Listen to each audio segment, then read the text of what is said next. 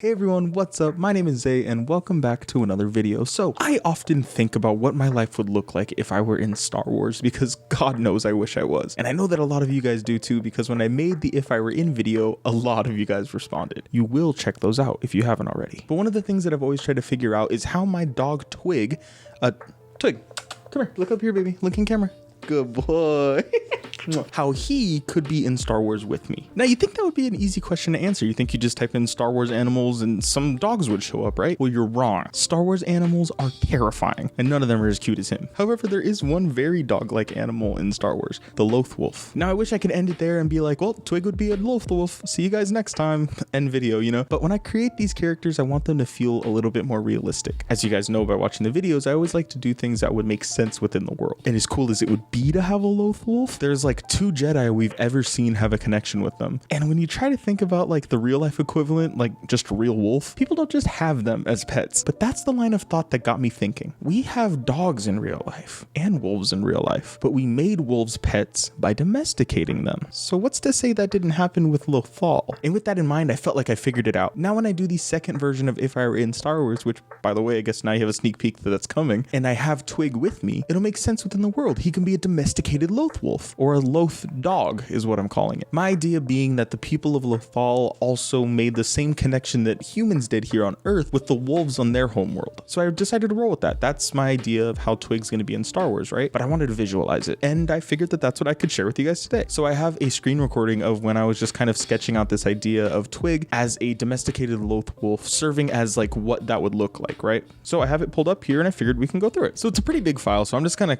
kind of skip around through it. So here I have this beautiful picture of my Twiggy boy from this Christmas. Can you hear him breathing in the background? And I use this as the base for our photo. So I just pulled up this reference photo of a Loth Wolf from Star Wars Rebels. And I decided to keep this next to the photo as I was sketching it because I really wanted to pull elements from it to try to put onto Twig. So in real life, as I'm sure you know, when wolves got domesticated, a lot of their features became softer and more honestly like appealing towards humans to look cuter because of the way we bred them. So I wanted to find ways to implement those aspects of a wolf, or a Loth Wolf in this case, onto a dog, but still make it look realistic. So these really sharp eye lines, I kind of rounded out and made them smaller, less of a downward slope and more of a flat one. As you can literally see looking at the wolf next to my dog, you can see how, you know, the wolf's eye line is going like this, whereas Twig's is kind of like this. See, like right here, you can see me trying to figure out just how to get this eye shape down. I ended up sticking with something right around here. It actually kind of reminds me of a cheetah, which I thought was very interesting, but you know, I copied it over. I ended up ditching that long line and making it a little shorter. So you see how long the left one is? I actually ended up cutting that out and making it smaller.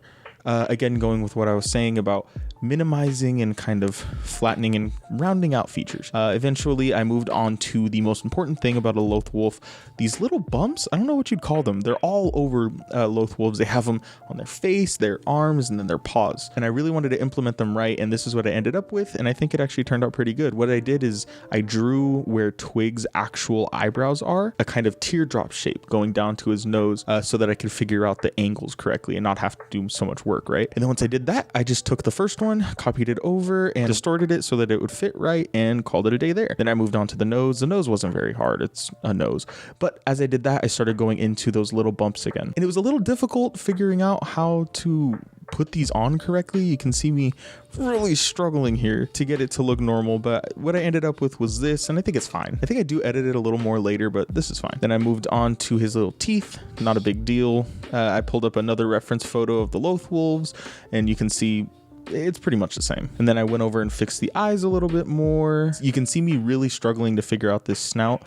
This reference photo is way better, so I tried to use that. And I figured out that I needed to actually just erase some of it and have it go over his snout. And then once I got that, I added on these little dots here that the Loth Wolves have. Moved on to the ears, which aren't anything special. One of the things that I thought was really interesting, and I might have cut out, but is this little bit of whisker right here that the Loth Wolves had. I really wanted to make sure that that was in there, at least at this point. And I think that it's a pretty cool design. It makes it look not just like a dog. I might have taken it out at the end though. I'm just adding details in for fur. This isn't like a final rendering. It was just so that I could visualize it. So it's not that important to get everything right, but I try to copy over these little whiskers where his actual whiskers are. I add the rest of his fur based on like what he actually looks like, and then I threw some color on. Now, I forgot to record when I colored it, so we kind of come in with this mess. But you can see see me going through and trying to fix it based off of what Twig looks like. Now, obviously, these colors are not what Twig actually looks like. It's just kind of a rough estimate, but one of the things that I really like about it are these gray, the little pad things, right? I think that they looked really cool once I colored them in. They look so alien and Star Warsy. I struggled for a while trying to get his like darker part of his mouth on there. I ended up just going with like a really soft brush. And then, oh, it looks like I erased it actually. But then I'll go and clean out the outline, add some more detail in, and then we end up with this super, super rough visual of what I think a Loth dog would look like. Now and that's Twig's appraisal of what one would sound like. Here, let's not squeeze that right now, okay, buddy? Oh my God. There we go. Go get it. Can you see him? I'm just gonna let him squeak.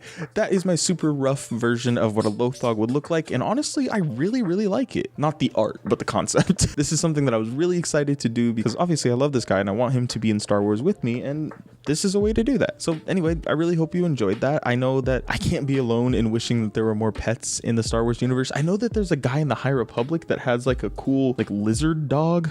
Let's find that really quick. High Republic Jedi with pet. Here we go. His name's Bel Zetifar. He looks super cool. But yeah, you can see what I mean about how all the Star Wars animals look like scary. I want someone cute.